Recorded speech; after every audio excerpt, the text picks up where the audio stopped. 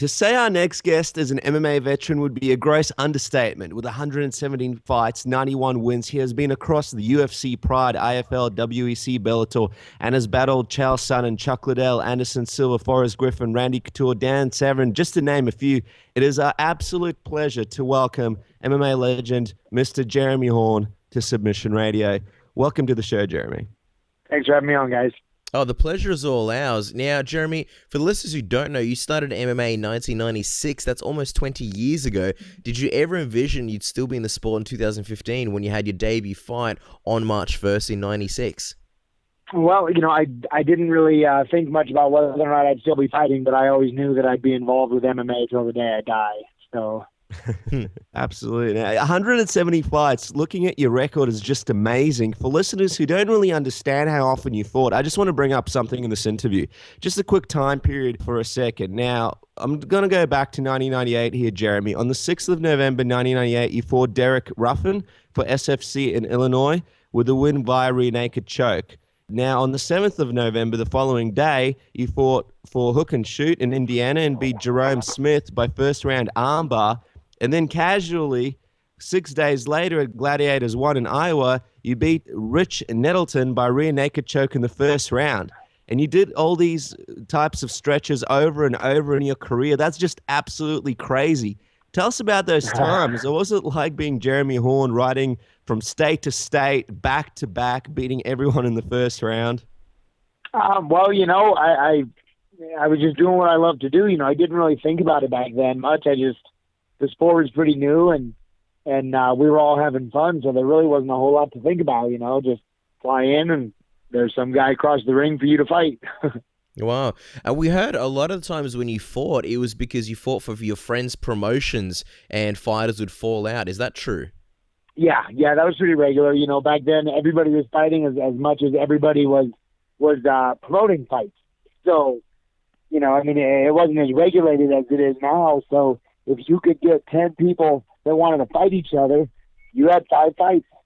So it was quite a bit more common for fights to be going on, literally in Uncle Bob's garage, because he owns a car dealership and he's got room for a wrestling mat or something. Wow. So yeah, that kind of stuff happens a lot more often. You just run around, go wherever you're going, and jump in and get it done. It's a crazy sort of situation because, I mean, MMA fans now, MMA has grown into this mainstream sport, and you used to seeing a lot of big fighters just fighting once or twice a year. So for them to hear, a guy like yourself fighting almost the next day across America, across the world, it's just unbelievable. What was it like mentally for you? Because you're going from town to town fighting these guys. A lot of them you probably don't even know who they are because this is back in the day when you didn't really have tape or YouTube to look at them. What was going through your mind? Were you just sort of going into it like, all right, I'm just going to show up and whatever's across the ring for me is what's going to happen? Yeah, that was pretty much it. I mean, like you said, the sport was so new that nobody really knew what was going on, and everybody was willing to just fight, and that's really all there was to it. A lot of times it was just, hey, I'm going to show up and then the promoter will match up. Whoever happens to be close to my weight will get matched up. And that's kind of how everybody was, Yeah, Jeremy, the other thing, obviously mentally it'd be tough. What about physically? Like, first of all, I want to know, did you plan on having back-to-back fights, or was it something where you got a call next day and you're like, sure, I'll fight? And if you did plan to have them back-to-back, did it ever cross your mind, like, damn, I might be in a 3-round war, I might get really beat up, how am I going to compete the next day? A little of both. Sometimes I'd plan them. Sometimes I would just get a call the morning of, and if it was close enough for me to get there that night, then I would jump into the car and go and fight. But as far as, thinking about the potential of getting hurt, I mean, that, nobody really thought about that. I never got hurt, so it was never really on my mind that it could happen. I suppose had I ever gotten badly banged up in a fight, then certainly I would have started guessing in the future going, hey, this is, but kind of out of sight, out of mind. If you're not getting hurt, why would you think about getting hurt? Mm-mm. It's almost the opposite of what happens now, Jeremy. Fighters might fight twice a year, sometimes even less. Do you think, in a lot of ways, back in those days where you'd be able to have sort of more back-to-back fights, really cut your teeth in the industry, it might have been a little bit better for a lot of fighters? Because a lot of fighters, it seems like, have a lot of ring rust, have trouble getting in there, and their records aren't very high by the time they finish their career. Yeah, there's a lot of good and bad to that. Yes, certainly it gets you more mentally accustomed to fighting. But with the level of skill that's in the sport today, it's certainly hard to fight at that level repeatedly. A big part of the problem is now, because it's become, so mainstream and so popular, the style of fighting has changed. In that everybody wants to be exciting, which basically means everybody is just standing on their feet and swinging haymakers at each other.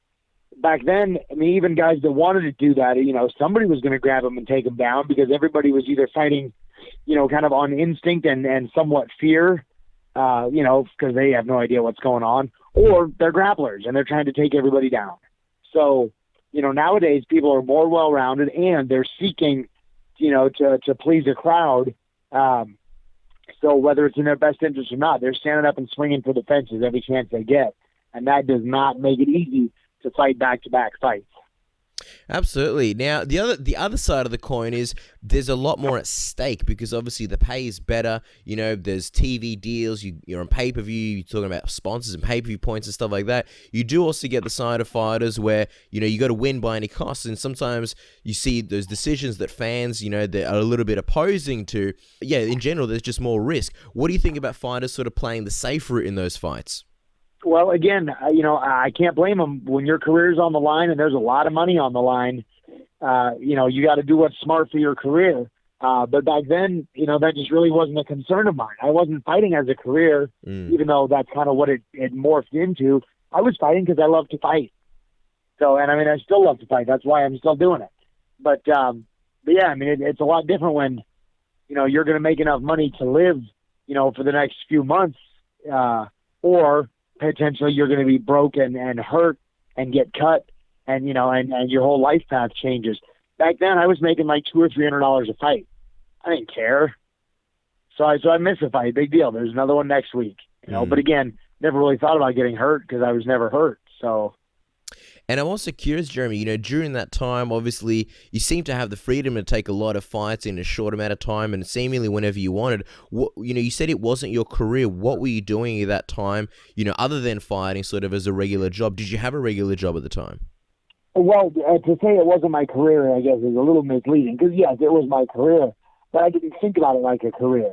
I was just doing what I loved to do. When I first moved to Iowa, I originally lived in Omaha, Nebraska, and when I decided to move to Iowa to train with Pat Miletich and the guys, it just so happened that there were fights everywhere.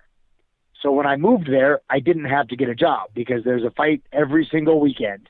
And if I just kept fighting, then somehow the bills stayed paid. So I never really had to think about getting a job, but I also never really thought about fighting as a career.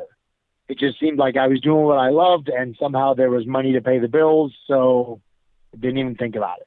Iowa, the fighting state. And we'll have to have a chat with you about the Miletich camp a little bit later in the interview. I just want to jump to a big date for a lot of MMA fans, March 5th, 1999. You beat a not very well-known guy by the name of Chuck Liddell via triangle choke, giving him his first and only submission loss. Facing Chuck back then, did you realize he'd be one of the biggest stars in MMA?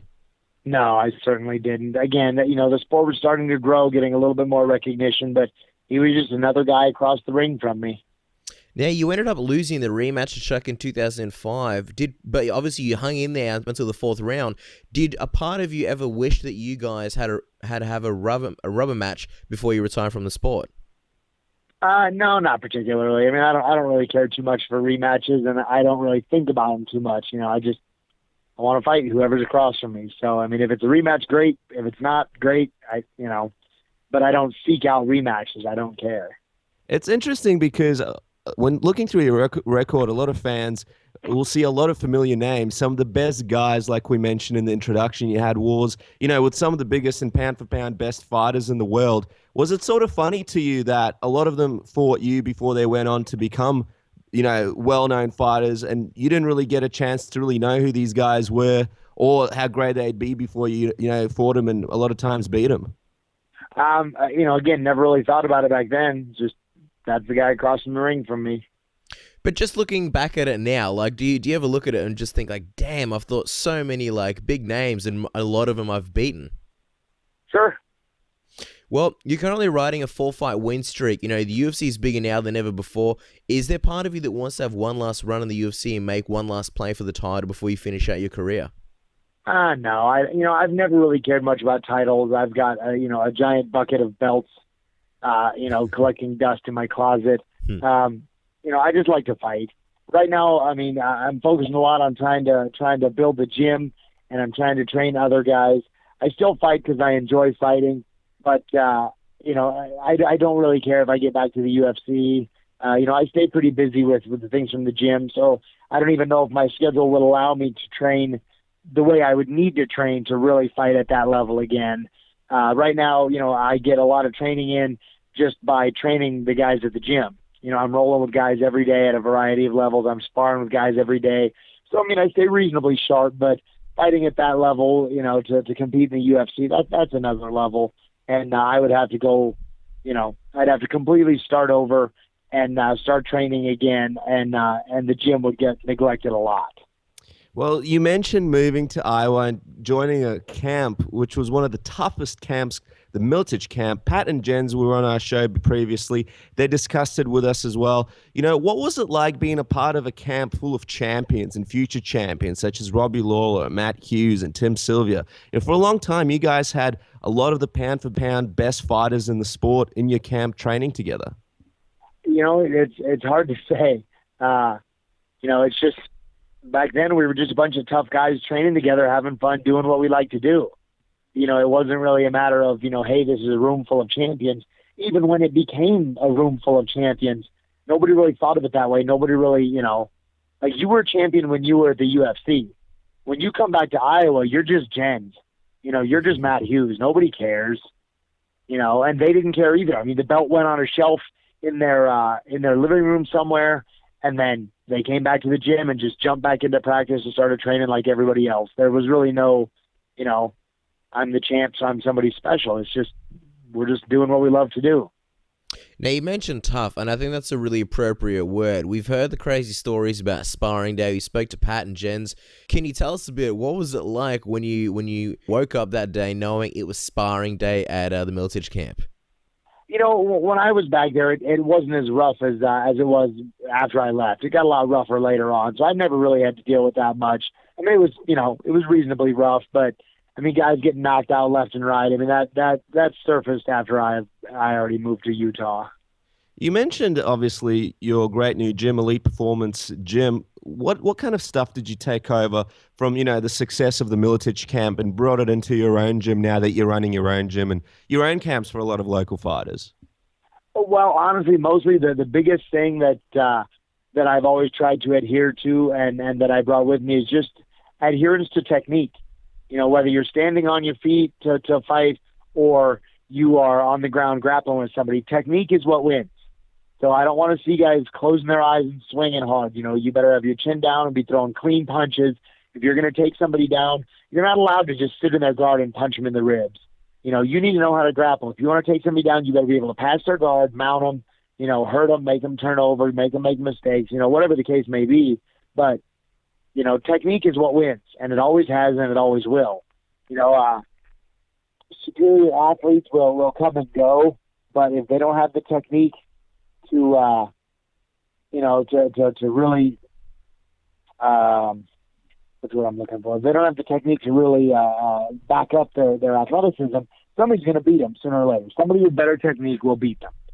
Absolutely right. And for a lot of your career, a lot of your wins have come from really good technique on the ground, a lot of stuff that you do really well. What's your thoughts on this whole, obviously back in the day when the sport was still young, everyone was training really hard, sparring every day. A lot of people got hurt during training. Now that the sport is more mainstream and there's longevity in the sport for a lot of athletes, guys like Robbie Lawler, who used to train with Miletich, now talk about training smart over training hard. What are your thoughts on training smart over training hard? Is that something that you think is important for a lot of these athletes now looking to have a long career in MMA?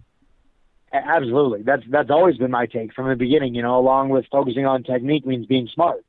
I'm not going to stand there and brawl like an idiot in sparring just to prove I'm tough.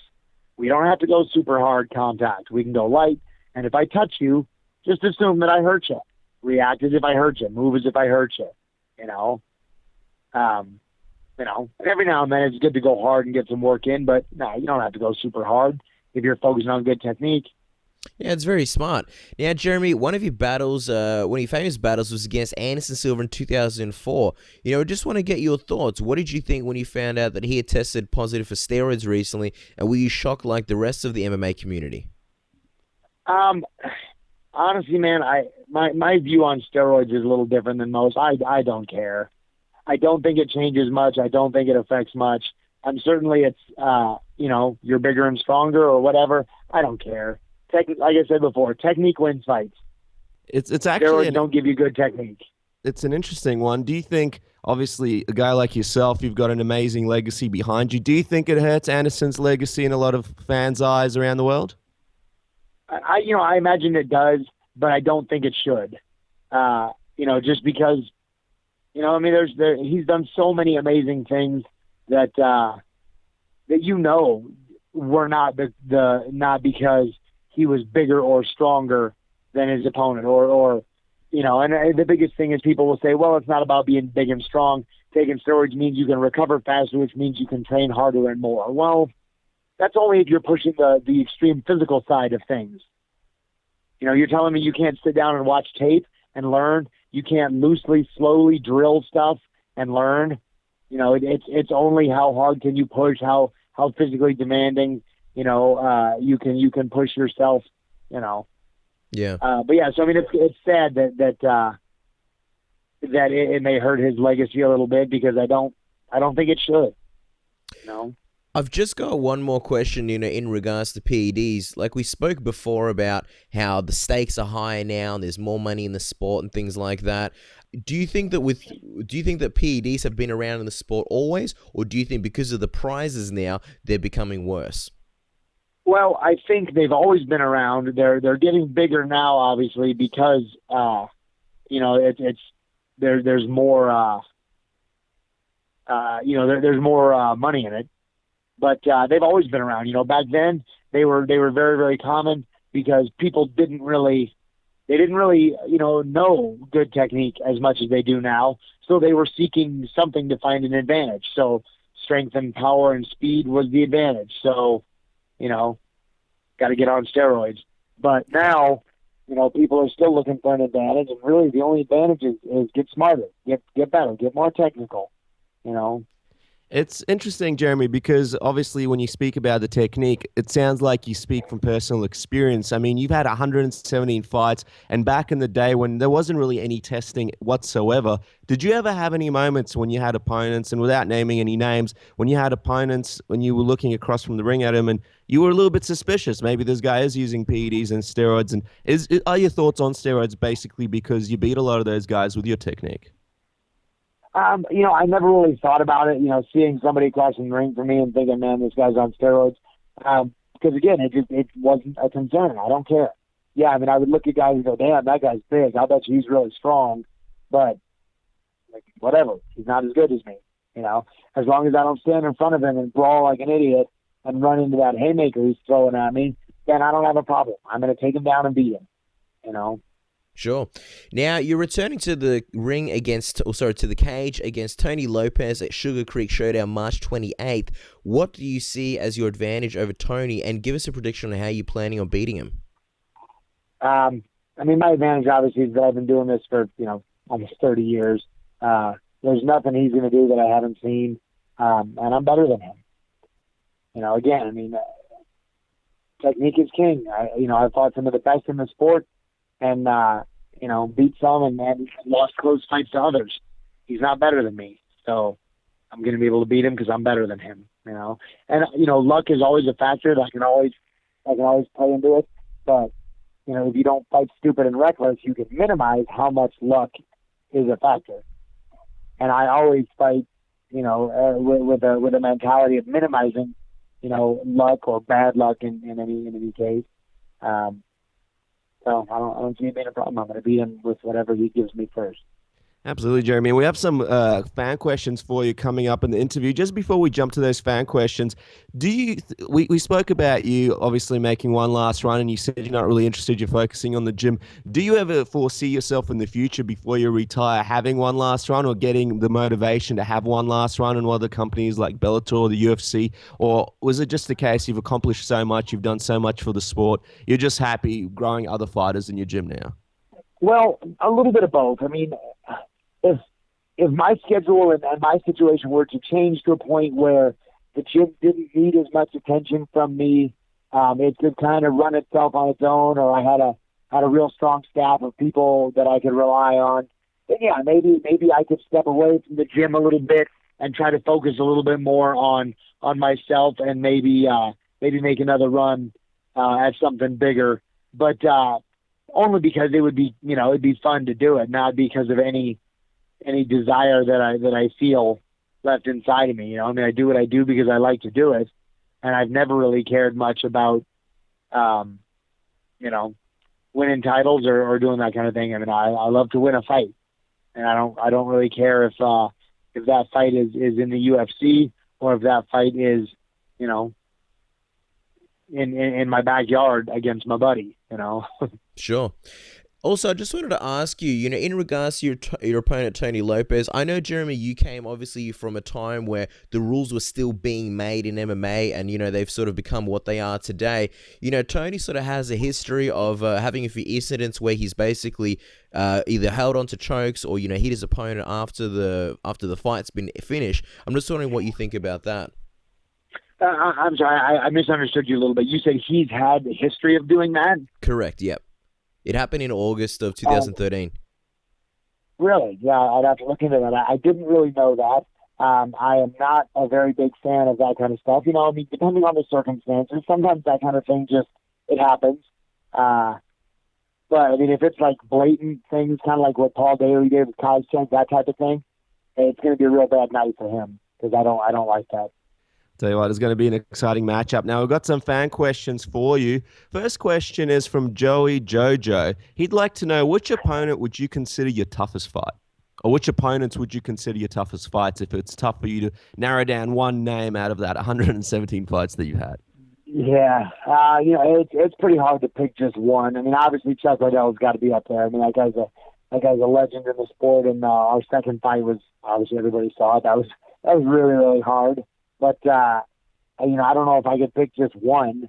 I've had a lot of tough fights, fought a lot of tough people.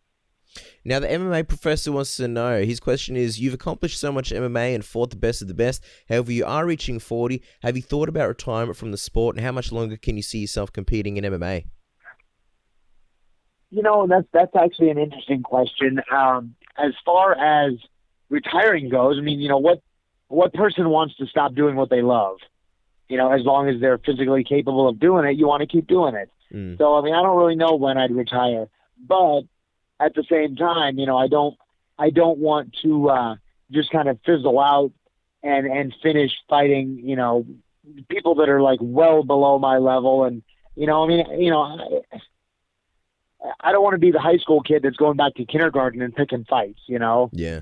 I need to still be fighting people that are a challenge. So, as far as retiring goes, I don't see any foreseeable end. I mean, I'm sure I will eventually just kind of say, okay, I guess I've done enough and move on. I don't see myself making a big show of retiring. Last fan question comes from Ryan Randy. He'd like to know, how many injuries and surgeries have you had, been in the game for such a long time? And he'd also like to know about any memorable gym wars that you may have seen or been a part of during your time in MMA. Never really been part of any big or seen any big gym wars. I mean, obviously lots of guys training hard and lots of guys working hard, but never really saw that kind of thing. Again, because I've always tried to promote and encourage everybody to train with as much technique as possible. So, never wanted to see guys going to war in the gym. I think that's kind of silly. You've only got, your body and your mind only have so many wars in you. So if you're going to waste those in the gym, you don't have them for the fights when they matter. But as far as hard sparring sessions. I've seen quite a few. Obviously, the guys back in the day in Iowa were real tough and then pushed each other real hard. What was the other half of that question? Well, how many injuries and surgeries have you had being in the game for such a long time? None. I have had 0 injuries. And Are you 0 kidding? surgeries. No way. Seriously, never any. What about well, minor I take that stuff? back. Minor? Nothing major. Okay. In my fight with Anderson Silva, about 10 seconds into the first round, when I tried taking him down, I pulled a groin muscle real bad. Wow. So And that's why if you've seen the rest of that fight, I worst. end up kind of limping around like Frankenstein. So yeah, I guess that was an injury. But and as far as surgery goes, I've never had any surgery. I got a couple of stitches on my forehead once because I was training and I shot a takedown on a guy and my head hit a metal bracket on our cage and split me open pretty bad. But I've never had any surgery, never broken any bones. Pulling my groin muscle with Anderson Silva was by far the worst thing I've ever done. Coming in second place to that is probably a black eye. That's unbelievable. In 170 fights, look, guys, the worst injury that he's ever had is a pulled groin muscle. Me and Casper get our groin muscle pulled just by getting up off the couch. Absolutely amazing and fascinating there, Jeremy. I feel like because recently we had the cage banned in Melbourne or Victoria in Australia. The cage is now legal. UFC will be doing a show here and all that kind of stuff. But obviously the politicians were fighting hard to keep it banned. I feel like you were the poster child who should have just flown you in, Jeremy, and been like, look at this man, 117 fights, and the worst that he's had is a pulled groin and a black eye. Yeah. Yeah, exactly. It's the cage. I think is strategically it can be bad because guys get pinned against it and they can end up losing a fight. But in terms of safety, it's so much better than the ring. You're not going to fall out of the cage. That's just all there is to it. Oh, absolutely. So, like I said, the downside is that strategically a good wrestler can take you down and pin you against it. That kind of sucks. But in terms of safety, the cage has it beat hands down. Yeah. Well, the politicians came to their senses, and it is legal now, which is great. Now, Jeremy, to round off this interview, we're going to do something fun with you. It's called the Submission Radio Tap Out Round. We basically throw a bunch of fun questions at you, and you answer with the first thing that comes to mind. Are you ready?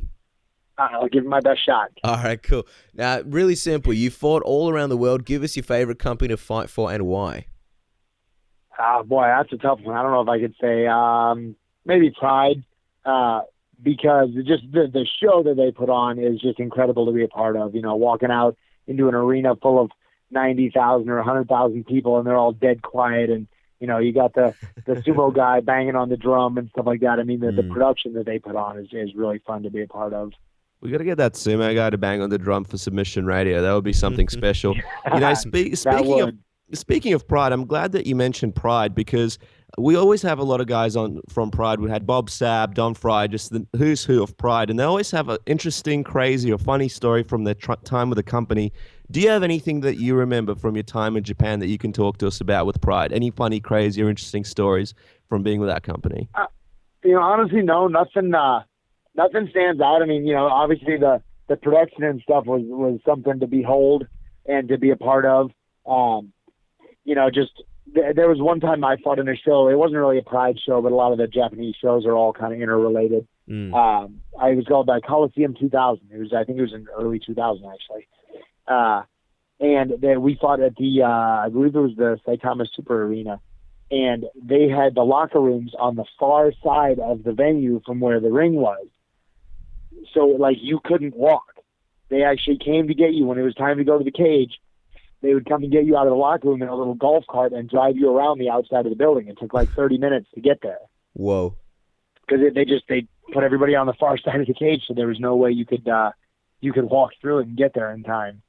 That's crazy. So when you did this 30-minute trip, was it literally time to enter, or was it like, all right, you go in, you have your 5-10 minutes, or was it like, okay, they drive you half an hour later, you walk through the cage, and bam, you're in the ring?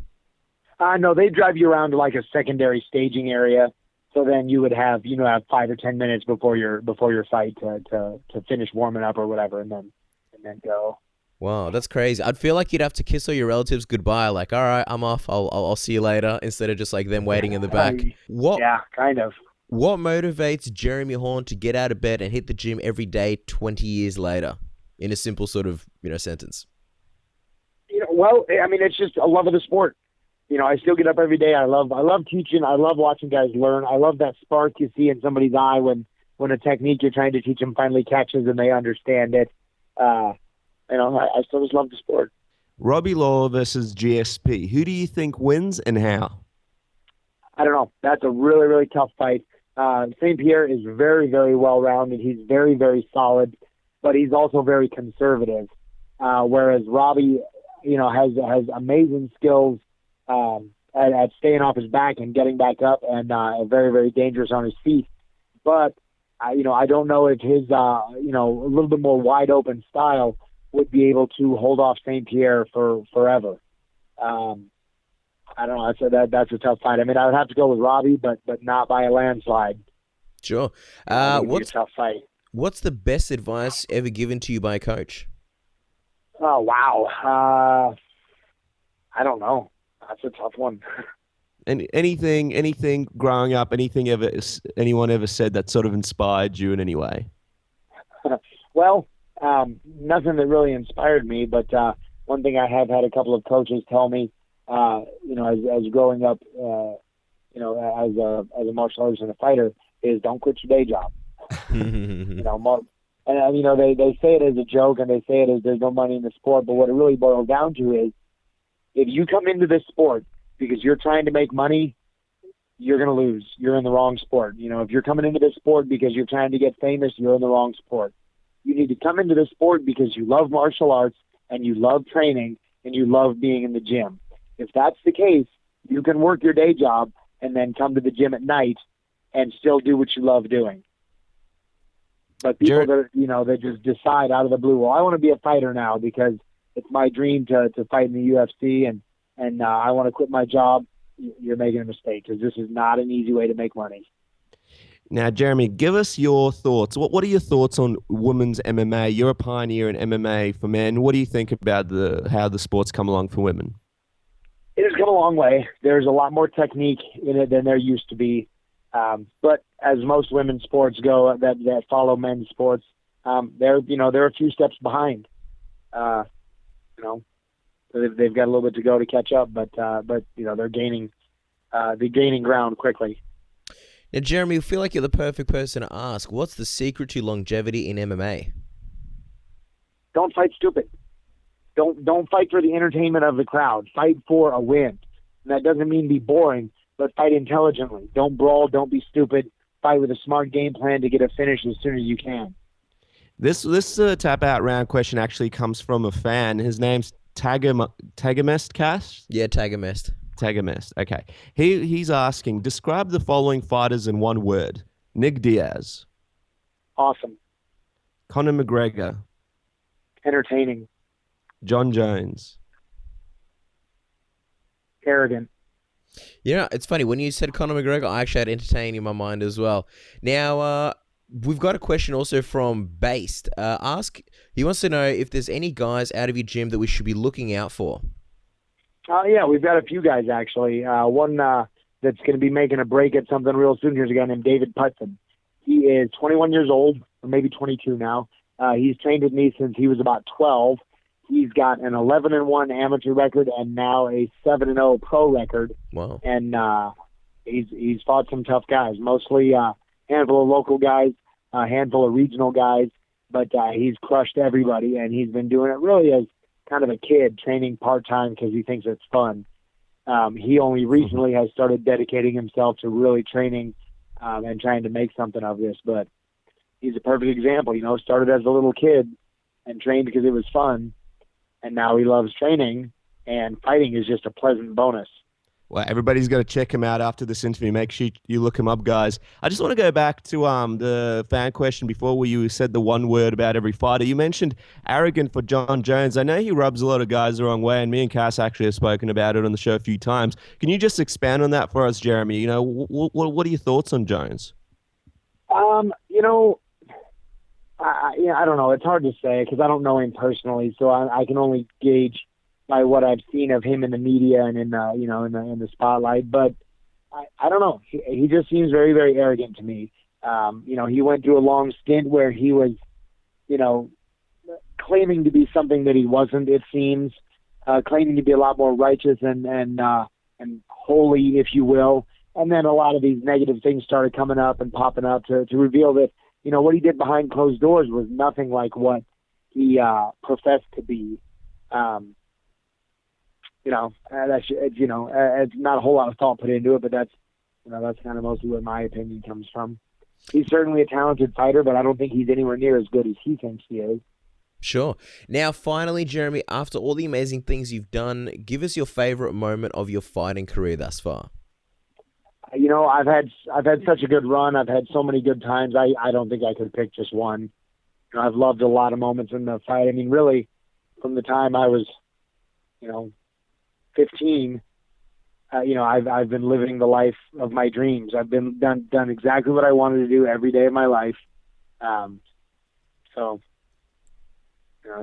hard to pick just one moment.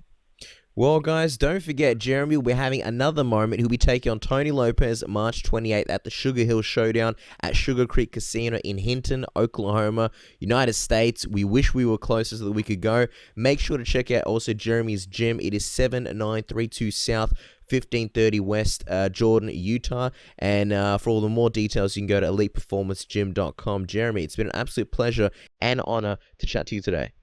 Awesome. Thanks for having me on, guys.